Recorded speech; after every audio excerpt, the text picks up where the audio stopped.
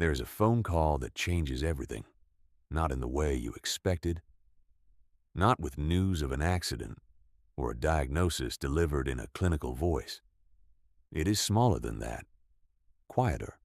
Your mother calls to ask you something she has asked before, not minutes ago, days ago. The same question delivered in the same tone, as though the first conversation never happened. And you answer it again, gently, patiently, without mentioning that this is the second time. And when you hang up, you sit with something you cannot name. Not fear exactly, not sadness exactly. Something underneath both. A shift in the ground you have been standing on your entire life. Or maybe it was not a phone call. Maybe it was the moment you walked into their house and noticed the dishes had not been done in days. Maybe it was the stack of unopened mail on the counter. Maybe it was the way your father hesitated before stepping off a curb, his body doing something cautious that you had never seen it do before. Maybe it was the first time you realized you were checking on them the way they used to check on you. And in that realization, something inside you quietly rearranged itself. The person who was supposed to be permanent had started to change, and the change was only moving in one direction. This is a grief that millions of people carry and almost no one talks about. Not because it is rare, but because it has no clean edges, no beginning point, no diagnosis you can circle on a calendar and say, this is where it started. It lives in the gradual accumulation of small reversals, each one manageable on its own, each one taken together, forming a picture that the mind resists completing for as long as it possibly can. To understand why this grief is so psychologically distinct, you have to understand the role a parent occupies in the architecture of the nervous system. Because a parent is not just a person.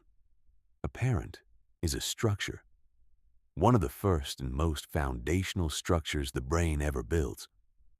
From the moment a child is born, the parent functions as a regulator, not just emotionally, neurologically. The child's nervous system does not yet know how to manage its own arousal, its own distress, its own experience of the world. The parent provides that regulation externally. Their voice calms. Their presence soothes. Their predictability creates the scaffolding on which the child's own self-regulation is eventually built. And even after the child grows up, even after they have developed their own capacity to manage their internal world, the parent remains encoded in the deepest layers of the nervous system as the original source of safety. This encoding does not expire. It does not update automatically when circumstances change. At 40, at 50, at 60, some part of your brain still registers your parent as the person who holds the ground beneath you. Not consciously, not in the way you think about it, but in the way your body responds when you hear their voice, in the way something settles inside you when you know they are okay, in the way the world feels slightly less stable when you begin to suspect they are not. This is why watching a parent decline does not feel like watching a stranger age. It feels like watching the foundation of a building begin to shift. You are still standing. The walls are still up. But something underneath has started to move, and your nervous system, which has always relied on that foundation being solid, begins to send signals that something is fundamentally wrong, not because you are weak, but because the structure your brain was built on top of is changing in ways the system was never designed to accommodate. The cruelest dimension of this grief is its invisibility, not just to the outside world, to the person living it. The reversal does not announce itself with a single moment. It arrives in increments so small that each one can be explained away.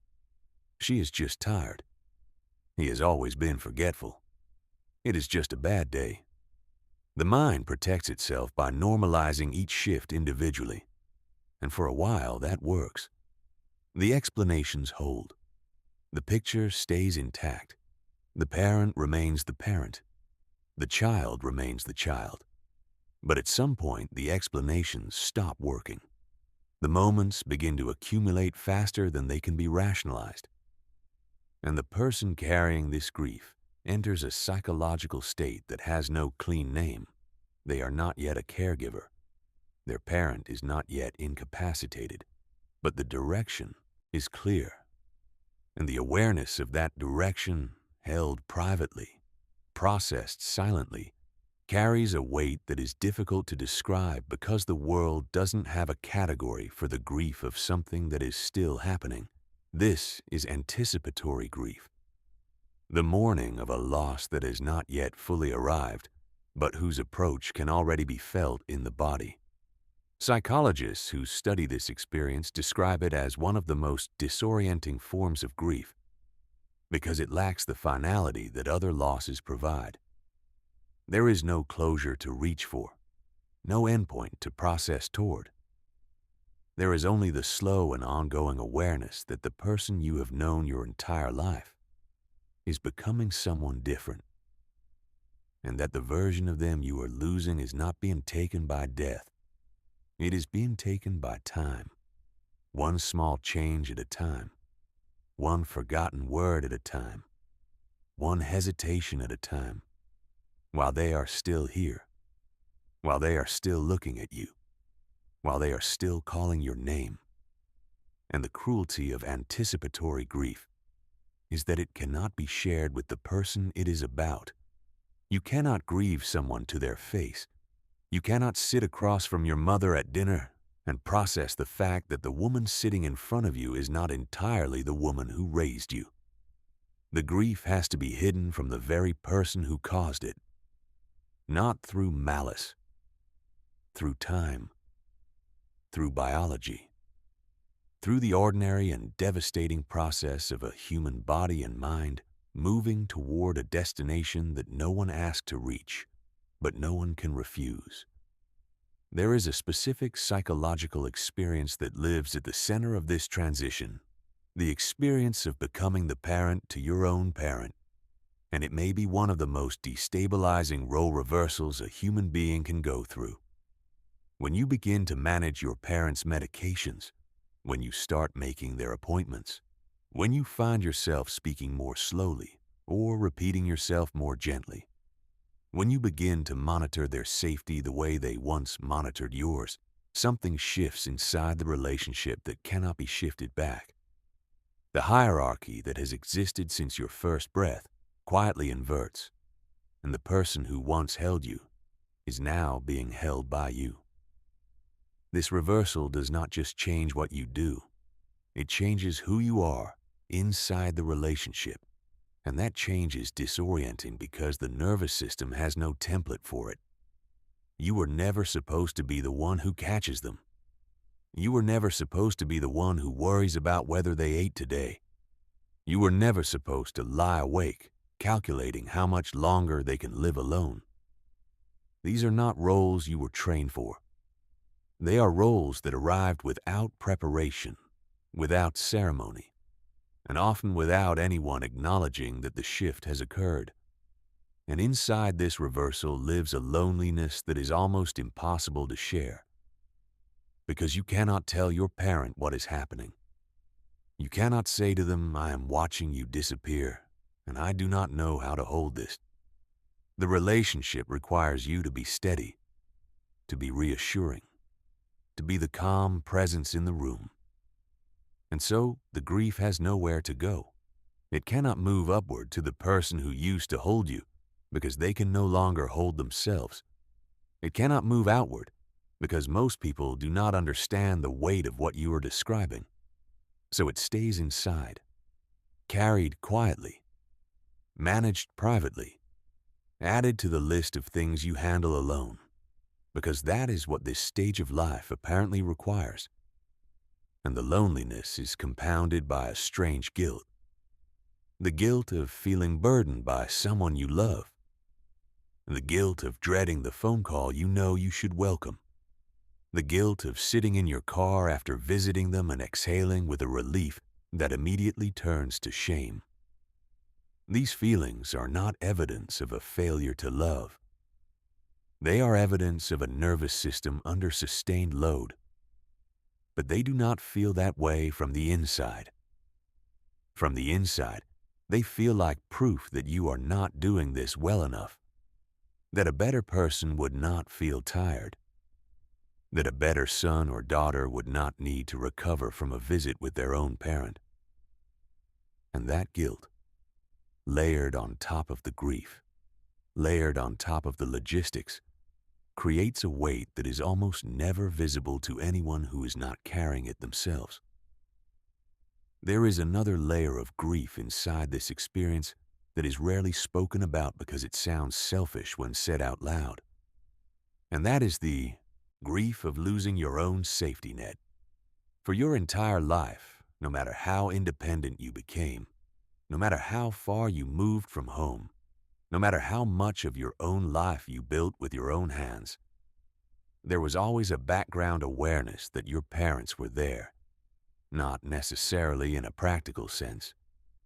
You may not have relied on them financially or logistically for decades, but neurologically their existence functioned as a floor, a last resort, a place where, if everything else collapsed, someone would still know who you were before you became who you are. Someone who remembered the original version. Someone whose love predated your achievements, your failures, your identity, your entire constructed life. When that floor begins to soften, something changes in how you experience your own position in the world. You are no longer someone's child in the way you once were. The generational buffer between you and mortality begins to thin. You feel, sometimes for the first time, what it means to be the oldest version of yourself in the room. To be the one who is now supposed to hold the ground for the generation beneath you, while the ground beneath your own feet is quietly giving way. This awareness does not arrive as a thought. It arrives as a feeling, a specific kind of exposure, as though a wall that has always stood between you and the full force of time has begun to develop cracks. You have always known, intellectually, that your parents would age, but knowing it in the mind and feeling it in the body are entirely different experiences. The body does not process mortality in abstractions.